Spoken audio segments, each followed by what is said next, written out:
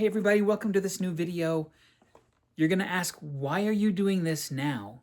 That Aayla Secura Star Wars Black Series figure has been out for a little while. There's a story behind this, and I think it's important that we open this up. The first time that I ever saw this figure in the store, I loved it and I had to grab it. I love the way that Hasbro right now has a line of figures that they're releasing in the episode 3 packaging from 2005. I think that this is beautiful in the box, and I've kept it in the box for a pretty long time. I had it hanging up on the wall at work in my cubicle. I'm going to go ahead and open it, and the reason why is because this figure right now is on clearance at Walmart's. You're going to go and find this in their clearance aisle, which they hide for some reason.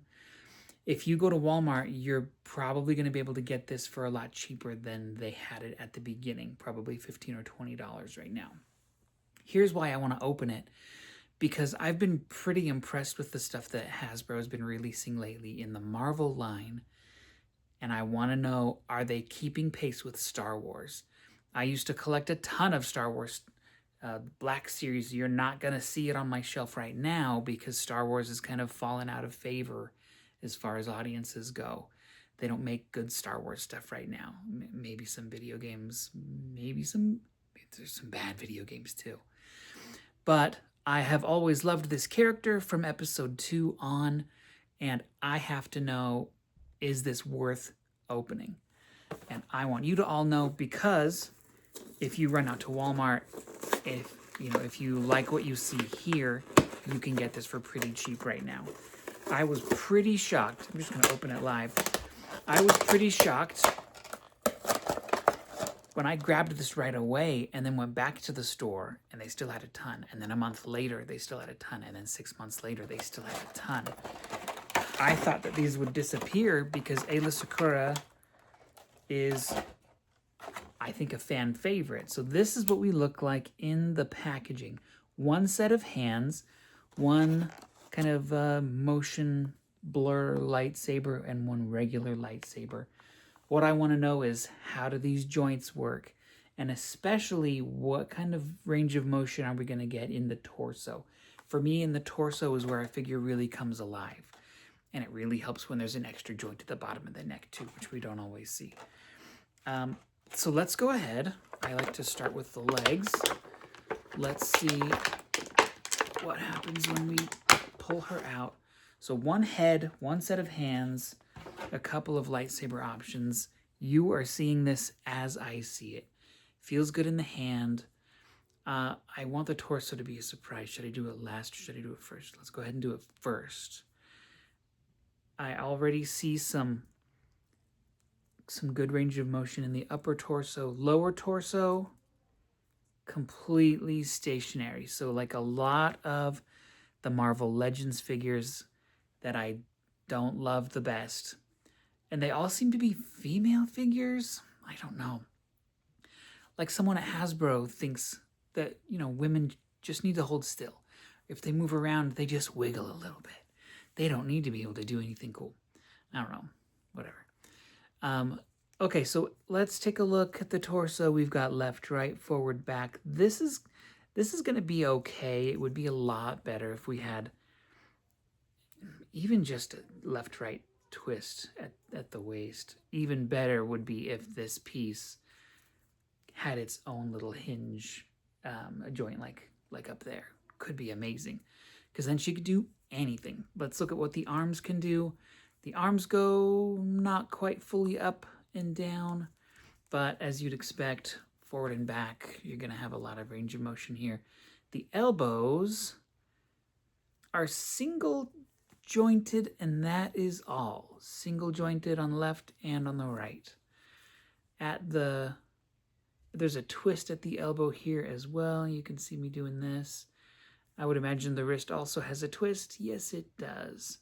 And then the wrists have not the forward and back at the wrist, but the up and down, which you do want for someone who's handling a sword or a lightsaber, because then they can reach out and they can point it at you, and you get a lot of more realistic poses that way.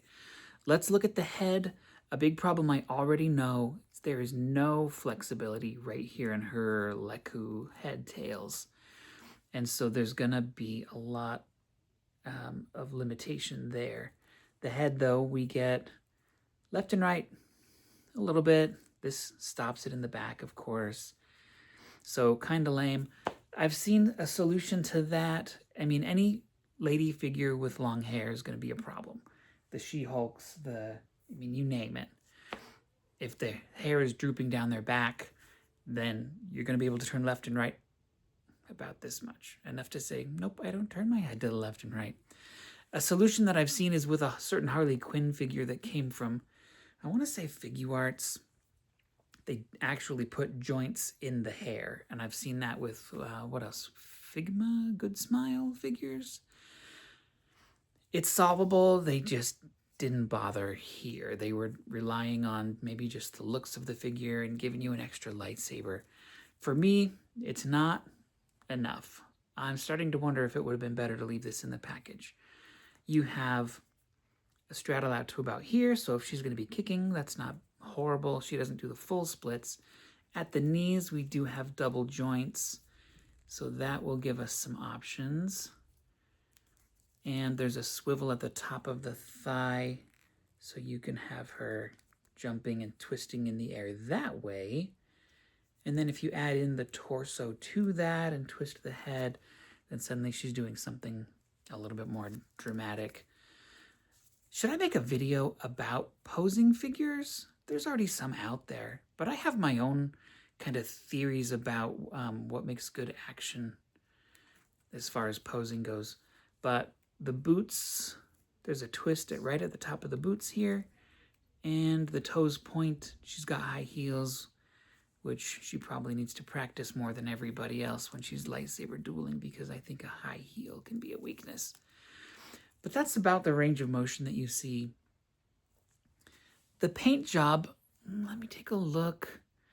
Everything looks okay. There's a dot here where you can attach her lightsaber, and that's a cool detail.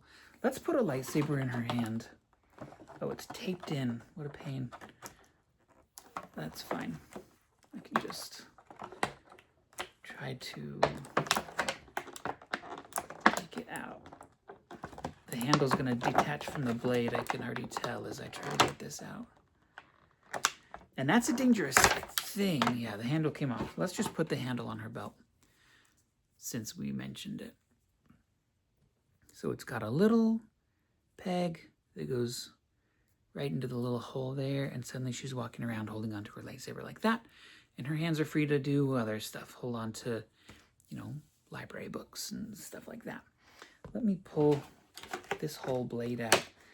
Star Wars figures do something really dangerous with their lightsabers, which is the exact same thing. A peg on the end of the blade. They don't all do this, but if the blade is detachable at all, what I've run into a few times is maybe my own fault, being careless when I'm trying to put the blade in, and I bend that peg and suddenly the entire lightsaber is useless. In this case, I did it careful. I have learned from my experiences, or maybe I'm just lucky for today. But here's what it looks like in her hand. I'm glad, as we talked about already, the wrist, so that she can do some cool, like I challenge you to a lightsaber duel. And that's good. All in all, it's posable enough. I think you're going to be able to get some good poses out of this. What I'm going to do is maybe put her, I'm building a Death Star diorama. Maybe I'll put her on there, even though the Death Star didn't exist during her lifetime. She was killed while it was being built. Let's put both hands on the lightsaber and have her hold it up in a, this is my Jedi senior picture pose, is what I look like. I think it's pretty cool. I wish there were more joints here and there, but it's good enough, particularly now that you can go and find it on sale at Walmart. Some other things that you're going to find on sale in Walmart. Can you see this far? Can you see the Punisher figure that I've got right here? This guy's on sale, and for me, Punisher and Daredevil. These, I haven't done reviews on, but they're two of the best figures that Marvel Legends has ever put out. Go look for her. Go look for, what else do they have? Like a 3-pack of droids from the Black Series. There's a lot of options, and this is one. So go check it out. Let me know in the comments if you have any questions. Give me a like and check out my other videos. One of the next videos I have coming up is a comparison of all my Spider-Man figures. They're sitting right here, ready to get a start on that. And then also let me know what figure I should open next. I've got 3 waiting here that have been sitting in boxes for at least a year, up to 10 years for one of them. That one is the Marvel Legends Blade figure. And then I've also got Jada Toys Guile from their 6-inch Street Fighter line. And then I've also got Warbird from Dark Avengers, aka Moonstone, from the comic series that came out in, I want to say, 2009, 2012, somewhere in that range. Let me know which of those I should open, and I'll see everybody in the next video.